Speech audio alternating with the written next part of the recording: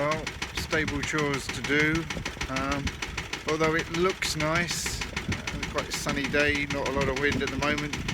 Forecast is that it's going to get windier later on today, but the trouble is the strip is going to be waterlogged, so it's a non-flying day, which means that today's video is one that takes us back to the end of the summer.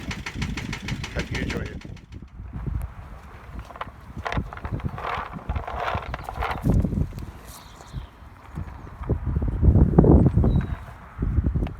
Well, the forecast was right. Just listen to that wind.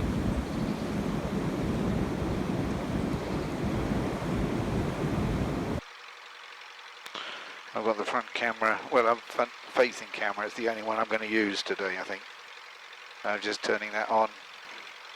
It's upside down. It's flashing red.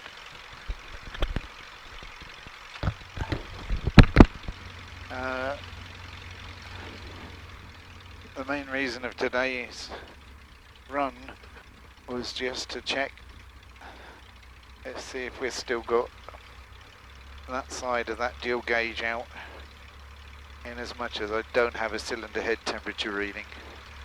So I'm going to have to do a check on the wiring loom on that one. Didn't think I was going to get to fly at all today. This morning was really quite yucky. I'm going to just give it a quick circuit. I've only got a few minutes before the 2 o'clock curfew.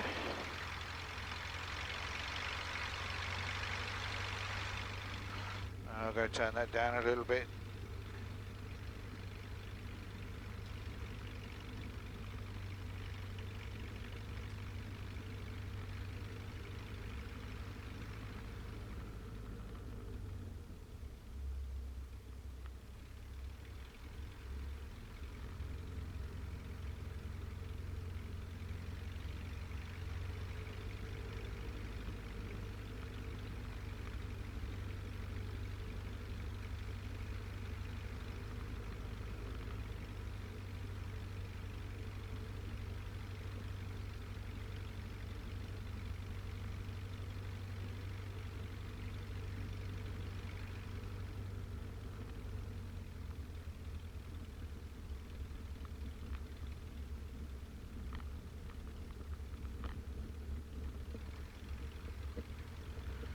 I'm just going to have a look at the runway.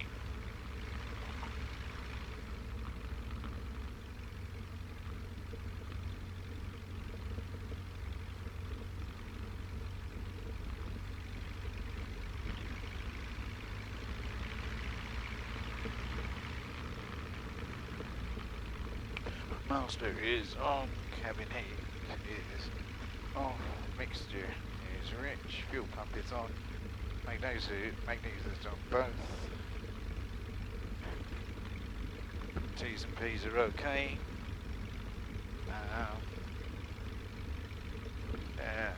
Everything seems to be okay. Strange noise coming back through the headphones. It's like, it sounds different, but still.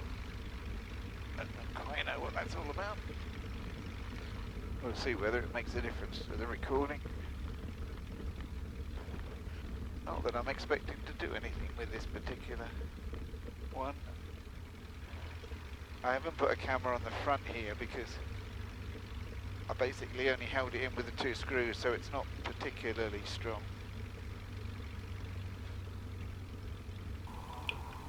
This was the takeoff that Duncan filmed for my opening sequence.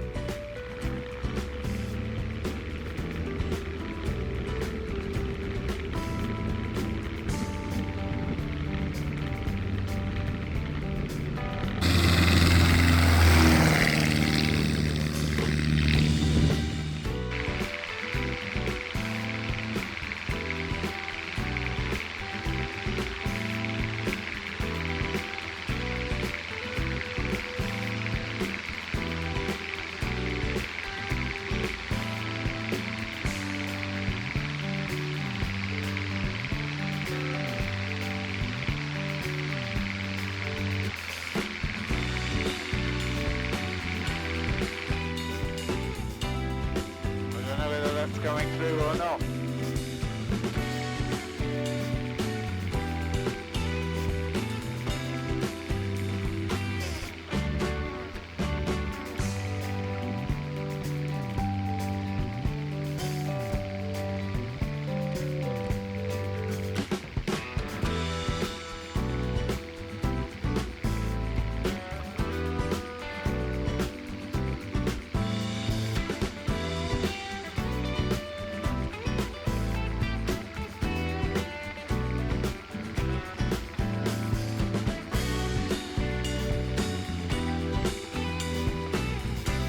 Very windy day, but if I take hands off the controls, it's not too bad at the moment. That's hands and feet off. There is still a tendency to come left.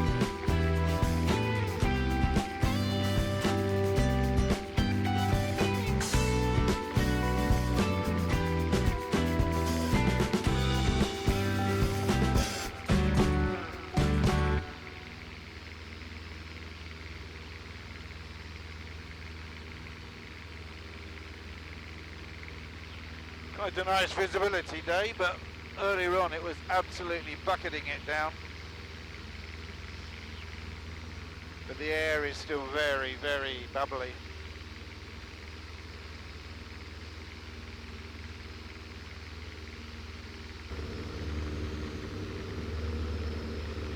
Unfortunately, the gauge isn't doing anything, so one of the jobs this coming week will be to put in the new cable. Well and truly dead. Up. Whoa, this is good. Ride 'em, cowboy.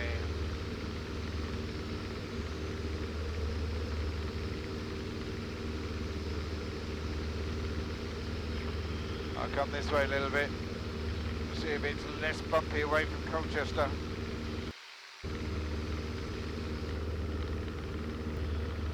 Well, when we took off it was a sort of dead cross, so with it swirling around like this, I don't know what it will be when we get back there.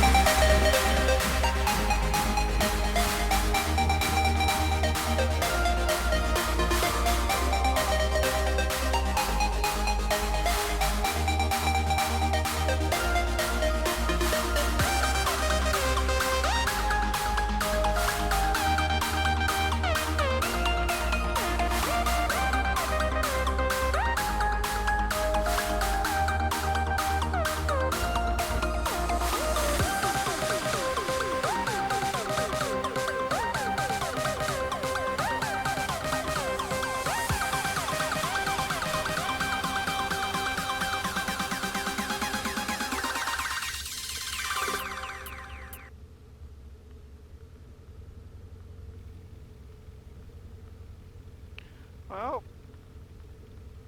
that was interesting to say the least. Hopefully you enjoyed it if I decide to use it. If you liked it, tick like. I think Chris is moving out of the way so I can get a little bit closer. We can move it in.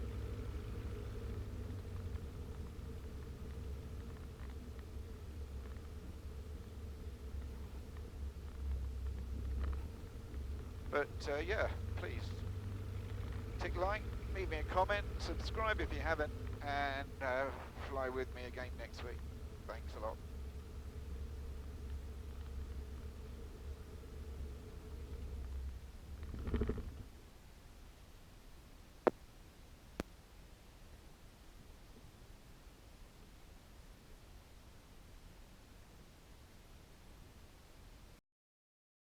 In this video, I'm going to give a shout out to Extreme Aviation Iceland.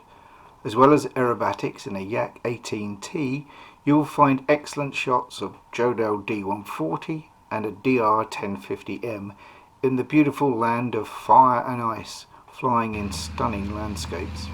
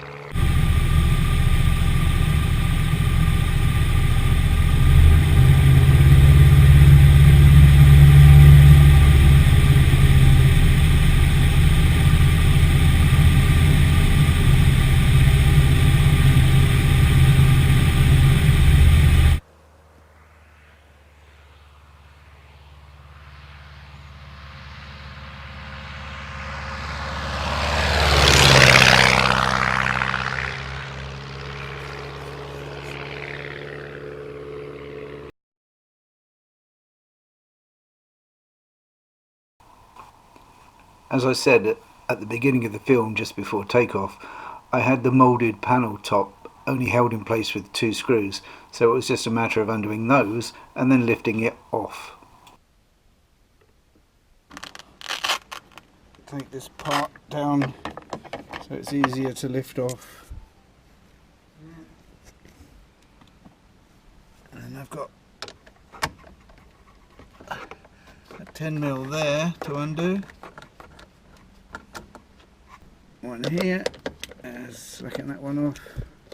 So what are you looking at the same time? At the moment I'm just checking the connections at the back of the instrument, but I know from the last time I checked it that the back of the instrument is fine. Yeah.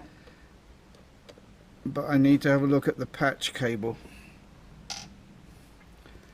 So that basically is now free to lift off, and that comes down like so, which gives me access to the back there of the instrument. So that's connected, that's connected, that's connected, they're all connected.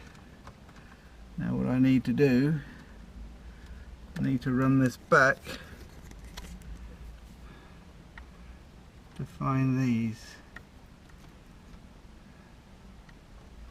Those are all sealed, so I can't really tell what's happened behind them, because I know that one side of the instrument is working and the other side isn't. I think I do need to take the panel off the front. So the cables or the leads come through there, and if I trace one back, there we are. That probe goes into the exhaust for the exhaust gas temperature, and the one that's causing me a problem goes up the back there and sits behind that spark lead, which I've got to take, spark plug, which I've got to take out.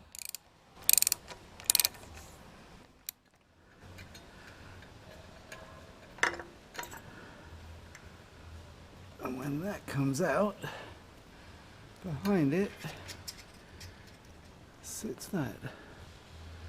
And the speculation is that somewhere along the line that isn't working. So the new lead will sit at the bottom of the plug, and connecting to there's a sort of patch lead which will put it to the back of the instrument. Yeah. And what I might try and do is I might just try and work it externally just to see whether the system is working, or exactly what it is that's causing the problem. Yeah. At this point I think I got a little bit carried away with the job in hand, because I actually stopped filming, but you will notice that the end of that cable I've actually labelled so that when I pass it through the firewall and attach it to the patch cable, I can get that right. Fitting the probe ring over the thread, I replaced the spark plug. I carefully connected the new patch cable. Then I put sealant around the probe leads where they pass through the firewall.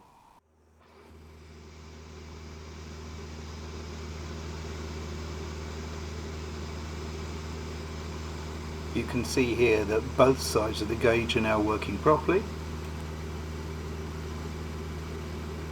And you may have noticed that the carb temperature gauge is showing that the needle's dropped into the cautious area.